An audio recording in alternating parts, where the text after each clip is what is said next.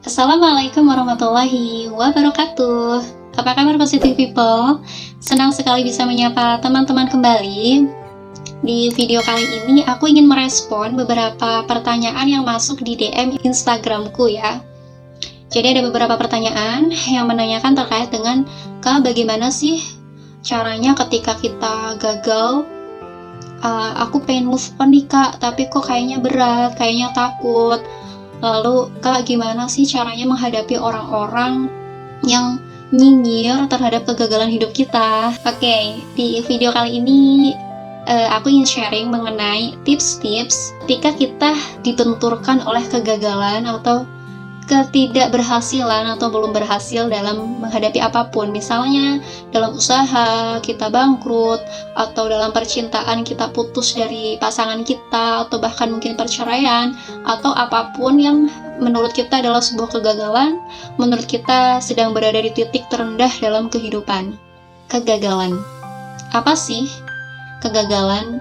Setiap manusia mendefinisikan arti kegagalan itu pasti sangat subjektif. Satu kejadian bisa dikatakan gagal oleh orang lain, tapi mungkin tidak gagal bagi diri kita. Pun sebaliknya. Dan tidak ada satu orang pun yang tidak pernah mengalami kegagalan dalam hidupnya. Bahkan mungkin ada beberapa orang yang gagalnya tidak hanya satu kali, tapi berkali-kali gagal. Tapi ada juga orang yang berkali-kali gagal tetapi tidak mudah untuk down, tidak mudah hancur, tidak mudah menyerah. Nah, karena orang tersebut memiliki mekanisme coping yang kuat. Tetapi sebaliknya, ada juga individu-individu yang sekali gagal kemudian langsung merasa tidak berdaya, merasa terpuruk, merasa tidak mampu untuk bangkit lagi, bahkan mungkin ada inisiatif untuk bunuh diri.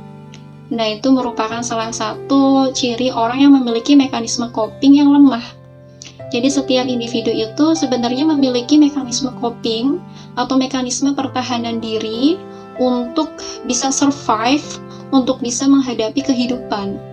Namun, ada yang mekanisme copingnya itu kuat, ada juga yang mekanisme copingnya lemah.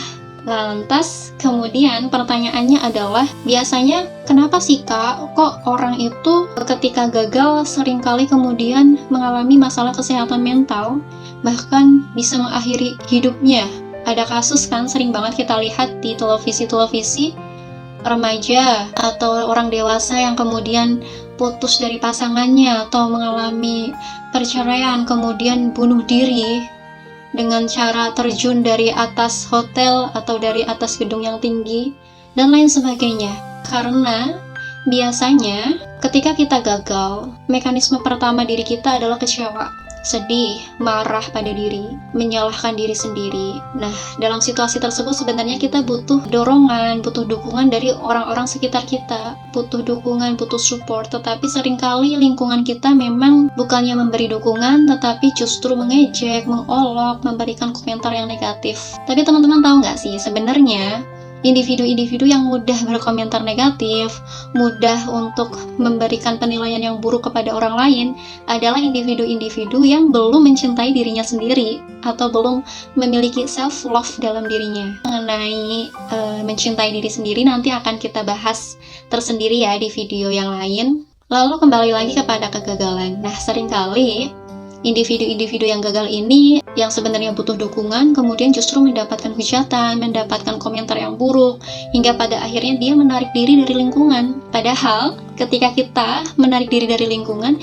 itu justru bukannya memperbaiki keadaan, justru sebaliknya menambah beban masalah baru. Ketika menarik diri, yang ada adalah kita merasa sendirian. Ketika kita merasa sendirian, kita justru menjadi hopeless, tidak memiliki harapan. Kok aku sendirian ya, merasa sendiri, gak ada orang yang peduli, gak ada orang yang mau memberikan dukungan, hingga akhirnya semakin sendiri, merasa semakin sepi, merasa kesepian, merasa tidak berdaya, tidak ada orang yang membantu. Akhirnya muncullah ide untuk bunuh diri. Itulah kenapa kegagalan itu sangat erat kaitannya dengan kesehatan mental. Sehingga aku ingin mengajak teman-teman untuk lebih kuat, untuk bisa lebih positif dalam menyikapi kegagalan maupun titik terendah dalam kehidupan kita. Lalu bagaimana tipsnya? Oke, yang pertama tips dari aku tentu adalah koneksi kepada Tuhan. Kita perlu terus untuk terkoneksi kepada Tuhan, karena itu merupakan salah satu faktor yang penting, faktor dasar yang mesti kita miliki sebagai manusia. Yang kedua adalah kita mengambil waktu sejenak untuk diri sendiri, me time, untuk bisa meredakan emosi kekecewaan, kemarahan, dan emosi negatif lainnya yang kita rasakan karena kegagalan tersebut. Cara me time itu bisa kita lakukan dengan melakukan aktivitas-aktivitas yang biasanya kita senangi. Misalnya kita senang berkebun, maka saat itu kita berkebun, kita lakukan hobi kita, bersepeda, karena hal tersebut akan secara medis juga meningkatkan hormon dopamin yang bisa menciptakan rasa kebahagiaan. Kemudian setelah kita melakukan hal tersebut, langkah selanjutnya adalah kita melakukan forgiveness terapi memaafkan diri sendiri. Bisa dengan butterfly hug seperti ini. Aku contohkan ya. Ini merupakan salah satu cuplikan dari forgiveness terapi yang bisa teman-teman lakukan di rumah.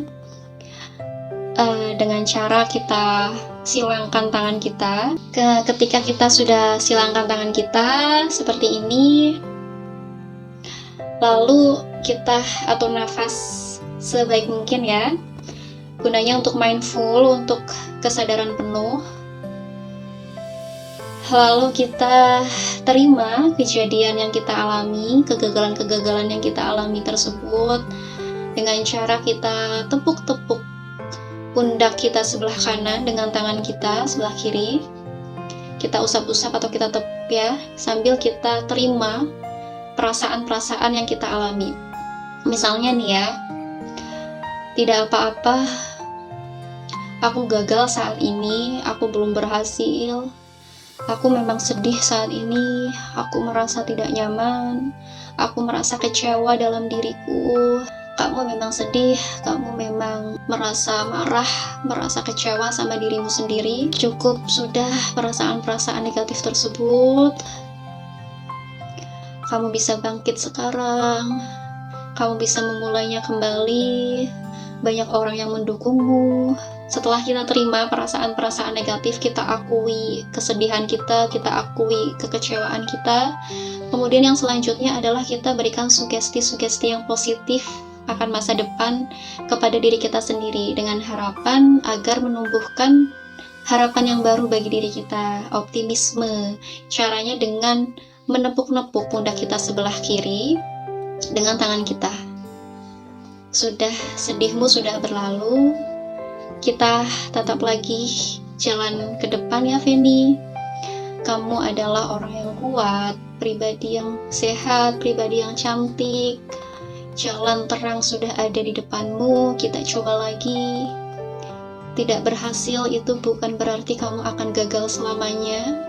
Masih ada hari besok adalah hari yang indah untukmu. Nikmati hari besok, kamu bisa menjadi manusia yang sukses. Kita akan bangkit bersama, kita akan kuat dan akan sangat membahagiakan. Nah itu tadi ya. Jadi yang pertama adalah kita terima dulu emosi-emosi negatif, dan yang selanjutnya adalah berikan sugesti-sugesti yang positif akan masa depan kepada diri kita. Kalimatnya ya terserah teman-teman semua. Yang pasti narasi-narasi negatif seperti kegagalan diganti dengan narasi-narasi yang positif atau kalimat-kalimat yang positif. Misalnya hari ini aku gagal, kita ganti dengan hari ini kita belum berhasil. Jadi narasi-narasi yang negatif kita ubah menjadi narasi yang positif gitu ya.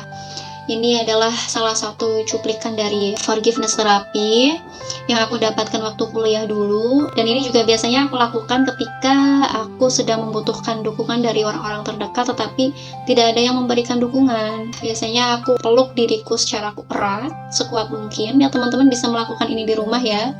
Ketika sedang membutuhkan dukungan orang lain tetapi tidak ada yang memberi dukungan, kalian bisa memberikan dukungan kepada diri sendiri.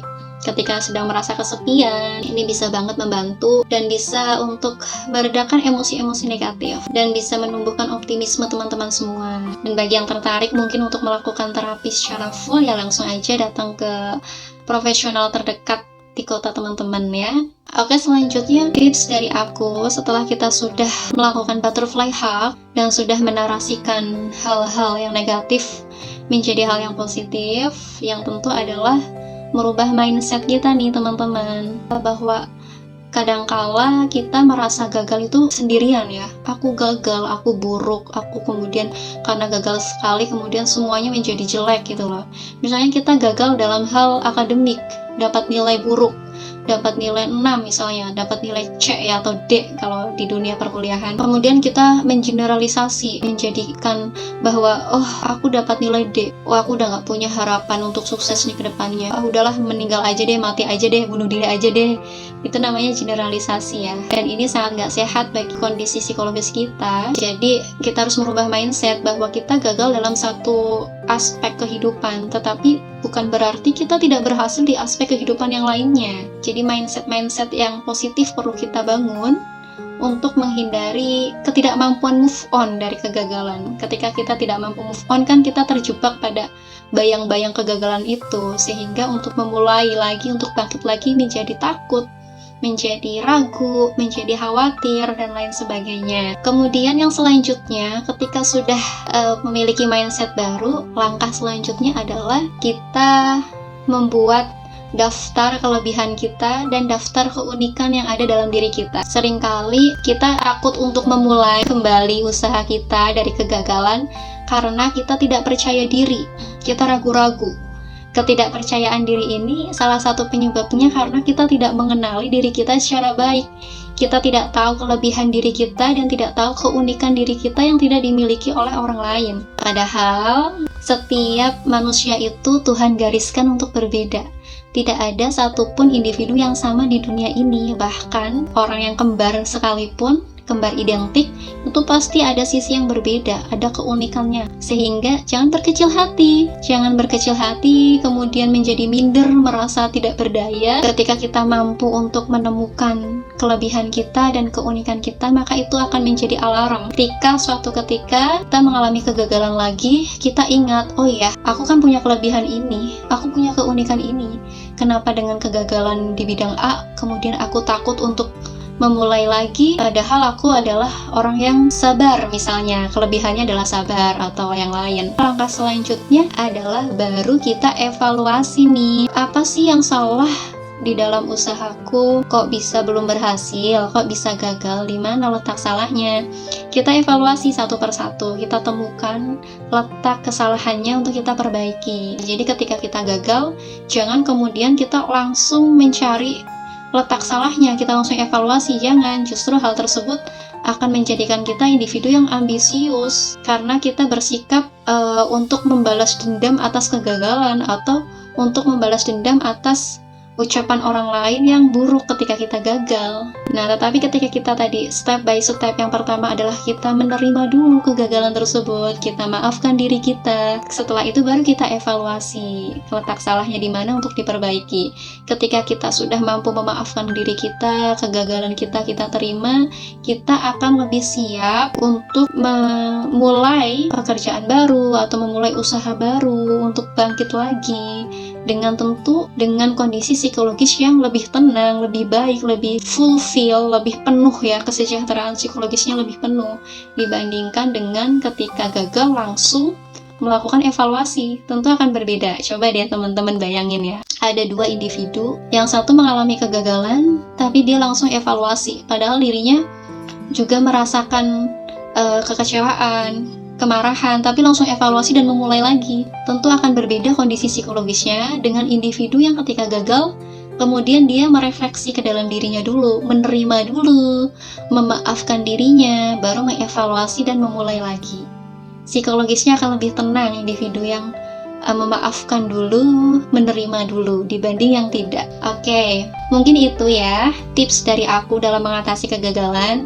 Semoga ada manfaatnya, dan bagi teman-teman yang sedang berada di titik terendah, sedang mengalami kegagalan, mengalami mungkin dalam hal akademik kegagalannya, atau dalam hal pekerjaan, atau dalam hal apapun, percayalah, itu hanya sementara, kita pasti bisa melaluinya.